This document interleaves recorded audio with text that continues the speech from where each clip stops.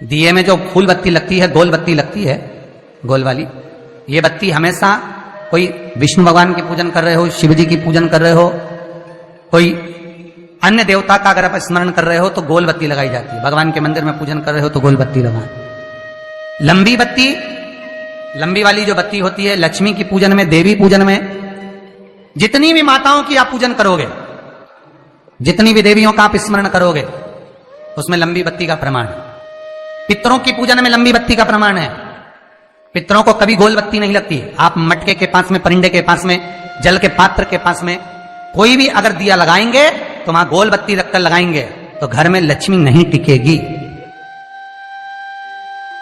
कई लोग कहते हैं कि परिंदे के पास, मटके के पास में, पानी के स्रोत के पास में जहां जल भरते हैं, हंडा रखते हैं, टंकी रखते हैं, वहां पर मटके के पास बत्ती लगाओ, दिया लगाओ, पितर शांत रहेंगे। तो पितरों को शांत करो, मना नहीं है, पर दिया लगाने का नियम है कि पितरों को अगर आप दिया लगा रही हो मटके के पास, परिंदे के पास, या अमावस्या के दिन पितरों के लिए अगर दीप लगा रही हो तो गोल बत्ती अगर लगाओगी तो कार्य कभी सफल नहीं होगा। धन आएगा जाएगा, टिकेगा नहीं। इसलिए पितरों के लिए अगर दिया लगाना है, पूर्वजों के लिए दिया लगाना है, पितरों के लिए अगर दीप लगाना है तो लंबी बत्ती लगाइए। लंबी बत्ती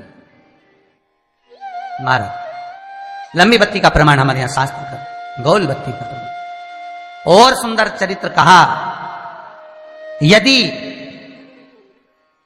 आपके जीवन में बहुत ज्यादा लक्ष्मी से तकलीफ है, कष्ट बहुत ज्यादा है, या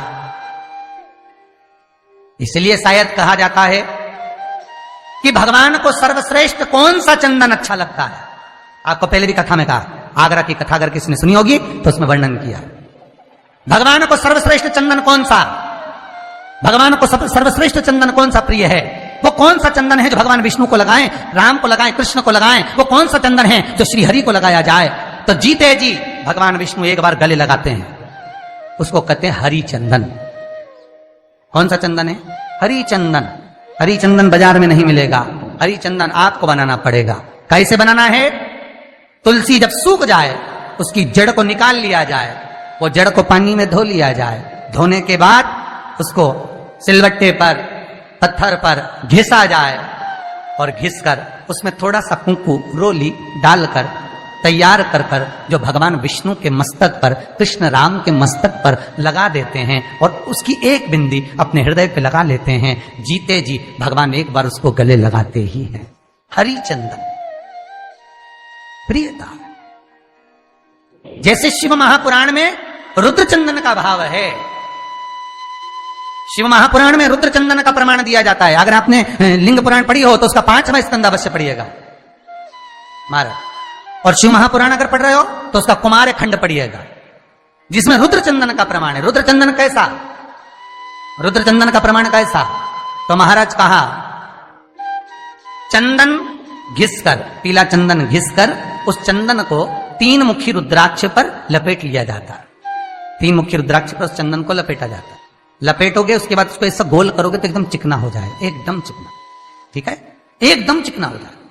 और उस चंदन को आप शिवरात्रि के दिन, और कोई से भी महीने की शिवरात्रि, किसी भी महीने की हो, सब फलदायी होती है। अगर आप पंचांग में देखेंगे तो शिवरात्रि लिखी हुई आती है, हर महीने शिवरात्रि पड़ती है। किसी भी महीने की शिवरात्रि पर रुद्र चंदन, अर्थात जो चंदन का आपने 3 मुखी रुद्राक्ष में लेपन करा है, उसका गोला बनाया है, वो चंदन अच्छा मोटा मोटा कर लेना, अच्छा बढ़िया, ऐसा नहीं थोड़ा बहुत ही लगाओ, पूरा रुद्राक्ष दिखना नहीं चाहिए। पूरा लपेट कर उसको शंकर के शिवलिंग पर ले जाकर रख दीजिए, और फिर धीरे धीरे शंकर भगवान का जल अभिषेक करना प्रारंभ कर दीजिए। वो चंदन पूरा धीरे धीरे शंकर के शिवलिंग पर डलना चाहिए। शंकर के मूल मंत्र श्री शिवाय नमस्तुभ्यम का जाप करिए। यह कहलाता है रुद्र चंदन। इस चंदन के अभिषेक से महाराज जो काम नहीं होता, आप कर कर उस कार्य को प्राप्त कर सकते, सिद्ध कर सकते। रुद्र चंदन, हरि चंदन, रुद्र चंदन, ये वो चंदन है जो जीवन का सुख प्रदान करने वाले, हर तत्व देने। मंगल है, राहु है, केतु है, दशा बेकार चल रही है, लक्ष्मी नहीं आ रही, कष्ट बहुत है, फैक्ट्रियां नहीं चल रही, कहीं मत जाओ, मेरे शिव की शरण में जाकर एक बार शिव महापुराण को पूरी सुनो। शास्त्र के हटकर कुछ नहीं बोलेंगे। जो शास्त्र सम्मत है, स्कंद पुराण में, विष्णु पुराण में, नर्मदा पुराण में, लिंग पुराण में, शिव महापुराण में, भविष्य पुराण में जितनी जितनी बातें लिखी होती है उसको छाट छाट कर लेकर आते हैं, आपको बता देते हैं कि आप ये कर लो, उससे फायदा मिल जाएगा। कोई ज्योतिषी नहीं, कोई कुछ नहीं, बस केवल भजन करो, शंकर का अनुमोदन करो और विश्वास रखो शंकर पर, तो किसी को 1 रुपया देने की जरूरत नहीं पड़ेगी। भजन करो, विश्वास शंकर पर रखना, जन्म मरण और परण वो देगा, सुख वो देगा, समृद्धि वो देगा। जिसके घर में बहु रिद्धि सिद्धि हो, जिसके घर में अमोद और प्रमोद पोते हो, जिसके घर में शुभ और लाभ दरवाजे पर बेटे बनकर विराजमान होते हो, जिसके घर में स्वयं अखंड सौभाग्य देने वाली पार्वती हो, जिसके घर में लक्ष्मी देने वाली लक्ष्मी बेलपत्र के पेड़ के नीचे झाड़ू लगाती हो, जो स्वयं सरस्वती को स्वर प्रदान करता है वो शंकर है। जब सब कुछ उसके पास में है, कुबेर का खजाना वो चोर को दे देता है, जब सर्वस्वता उसके पास है, तो आप इधर उधर डोलते क्यों हो? क्यों डोलो? उस पर विश्वास रखो। वो शंभु, वो शंकर, वो त्रिकालदर्शी, वो कैलाशी, वो अविनाशी सुख देगा, आनंद देगा। पाने का तरीका केवल उसको रिझाओ। जो मंदिर आपसे दूर हो, जिस मंदिर में कोई नहीं जाता, जिस मंदिर में कोई दिया तक नहीं लगाता, उस मंदिर में तुम जाओ और उस मंदिर में एक दिन जाकर प्रकाश करता रहना, एक बार दिया जला कर आना, मंदिर की सफाई करी आना, शंकर जी पे जल चढ़ाकर उनको स्नान कराकर कोई पत्ती पेड़ पौधे के पास में तोड़ के चढ़ाए आना। 2-4 बार कर कर देखना कितना शांति, कितना धीरज, कितना आनंद, कितनी समृद्धि, कितनी लक्ष्मी मिलती है। तुम करोगे तुम्हारा पेट भराएगा, हम करेंगे हमारा पेट भराएगा। स्वयं करिए। तो ब्रह्मलोक के देवता ब्रह्मा हैं, वैकुंठ के देवता भगवान विष्णु हैं, और मृत्यु लोक का अगर कोई देव है तो वो महादेव है, केवल शंकर, केवल शिव, मृत्यु लोक का देव। अभी एक विचार करो, तुम्हारे घर में अगर थोड़ी सी तकलीफ आई तो सबसे पहले अमेरिका में लड़का रह रहा वो आएगा क्या? पूना में बच्चे रह रहे हैं वो आएंगे क्या? इंदौर में बेटी रह रही वो आएगी क्या?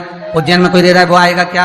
सबसे पहले वो आएगा जो तुम्हारे घर के पास होगा या घर के करीब में होगा, बिल्कुल लगा हुआ होगा या घर में होगा। अब आप कहां रहते हो?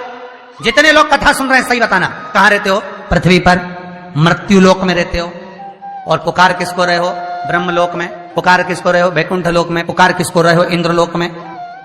और जो घर के घर में रह रहा है, जो तुम्हारे पास में रह रहा है, जो मृत्यु लोक में रह रहा है, उसको तो बुला ही नहीं रहा। कई लोग कहते हैं मृत्यु लोक।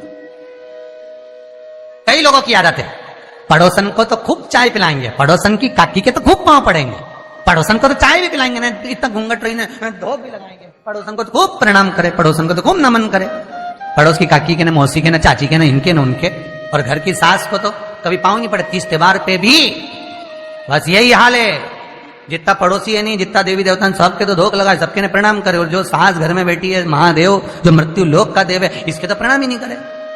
तो किसी ने शंकर भगवान से पूछा, भोलेनाथ सब भगवान इधर, ये देवता का नाम, वो देवता का नाम, वो देवी का नाम, वो देवता का नाम सब ले, और तुमको तो कोई पूछे ही नहीं।